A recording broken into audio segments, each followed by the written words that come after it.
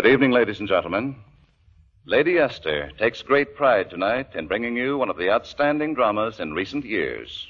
The Samuel Goldwyn motion picture, The Little Foxes, by the famous playwright Lillian Hellman. A significant story performed by most of the original cast. Bette Davis as Regina, Otto Kruger as Horace, Teresa Wright as Alexandra, Charles Dingle as Ben, and Lurene Tuttle as Bertie. The Lady Esther Screen Guild players in The Little Foxes.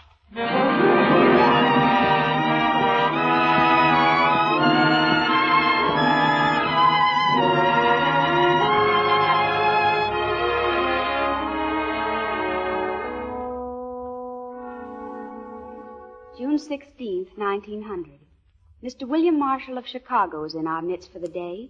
He will take supper with the Hubbard brothers and their sister, Mrs. Giddens, who will show him what our Southern hospitality is like. That was in the paper this afternoon. Mr. Marshall was with us for dinner tonight. The whole family was here, all except Papa. He's up in Baltimore in the hospital. And everyone was very gay. But there was a lot of business talk, too, and then just as Cousin Leo and I are about to take Mr. Marshall to his train. Before you go, Mr. Marshall, may I suggest one more drink, sir? And a toast to the plan we formulated during our meal. Ben, that's an excellent idea. Mr. Marshall, I give you the firm of Hubbard, Sons and Marshall Cotton Mill. I'll drink to that, to Hubbard, Sons and Marshall.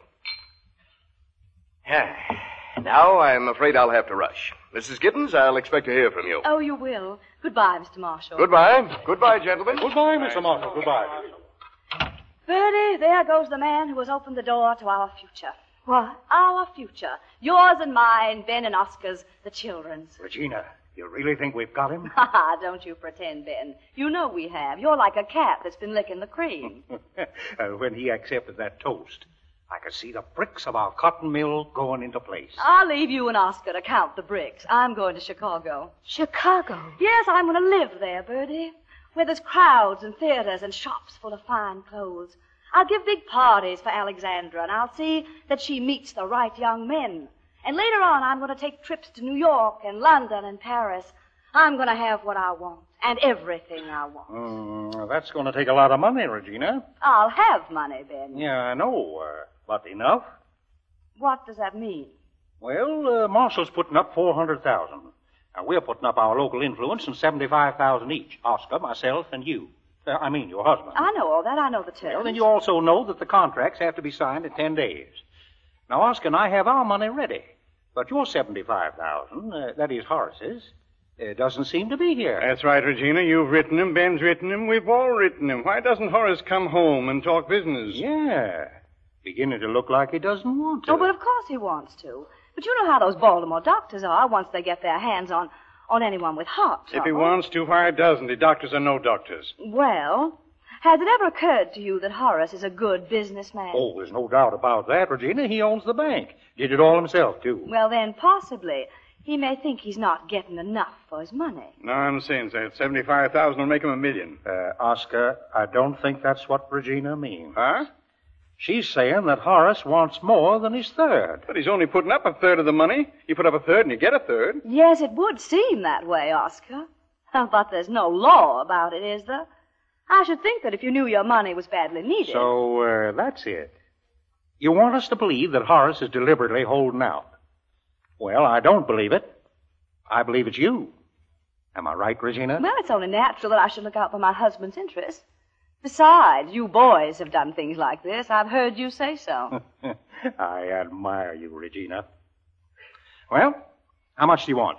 Now, Ben, I don't want to fight. Oh, I don't either. You're holding us up, and that's not pretty.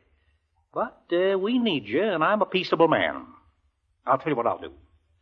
I'll give Horace 40%, provided he's home and his money is up within 10 days. All right. What I want to know is where's this extra share coming from? I don't know. Perhaps it would come off your share, Oscar. Yeah, so that's my reward. For 30 years, I worked my hands to the bone for you. Done all the things you didn't want to do, and now... Oscar, you'll be a very rich man. Suppose a little more goes here, a little less there. It's all in the family. Besides, I'll never marry, so my money will go to Alexandra and Leo. Who knows? They may even marry someday. Marry? Zan and Leo? Why Where do you stay out of this? Of course, Ben, that would make a great difference if they married. That's what I mean. I know. Is that what you mean, Regina? Oh, we'll talk about it someday. I want to talk about it now. But, Oscar, they're first cousins, and that boy of ours is so wild. He's mean and bad-tempered. Betty, I told you to be quiet. Unnatural for a mother to talk that way about her own son. I'm sorry. Regina, how do you figure to get Horace back? Tomorrow, I'll send Alexandra up to Baltimore. She'll tell her father I miss him and I want him to come home. You think he'll come? I know Horace. He'll come home.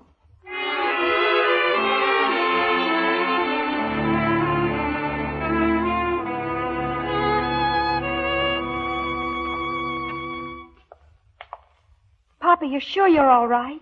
The stairs weren't too much for you? No, I'm all right, Zan. Just a little tired from the train. Addie, help him on the other side. Yes, Miss Zane. You want I should take them packages? Be careful. They're Papa's medicine. The pills every 4 hours and the special medicine only if Papa feels very bad. Remember that, Addie. Since when I ain't old enough to know a thing like that. Now, you run along and fetch your mama. I'll help Mr. Horace to his room. All right. Take him slowly, Addie. That child. Just like I ain't got no sense at all. In here, Mr. Horace. My old room. Well, I haven't slept here since a long time. Now, you sit down and rest yourself. I'll leave the medicine right here on the table. Thank you, Eddie. That's fine. Horace. Hello, Regina. Horace, Alexandra just told me you were here. Addie, you may go. Yes, sir. Horace, I am glad to see you. I wanted to come to Baltimore and be with you, but I didn't know where my duty was, here or there. Oh, there really wasn't any need to come. I didn't have a bad time. You didn't. Well, maybe at first, but after I got used to the idea, I sort of liked it there. You liked it? So, well, you didn't want to come home. No, that's not the way to put it. Regina, why did you send Zan to Baltimore? Because I wanted you home. You can't make anything suspicious out of that. I'm not trying to. Zan said you wanted me home, and I was pleased and touched.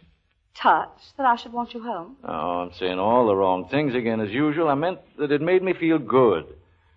Oh, Regina, let's try to get along a little better. Yes, Horace, yes, let's try to get along. I want to. I want to very much.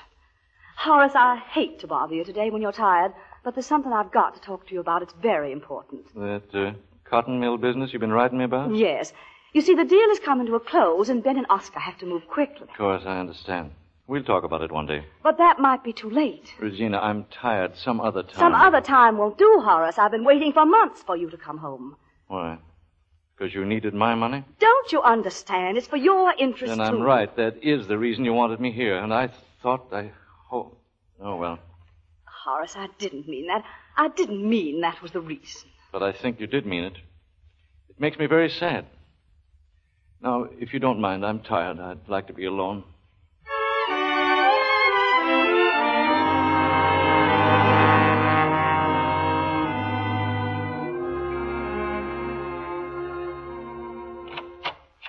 Morning, Papa. You just getting up, Leo? You should have been at your desk in the bank an hour ago. What did your Uncle Horace think? Oh, Uncle Horace won't know.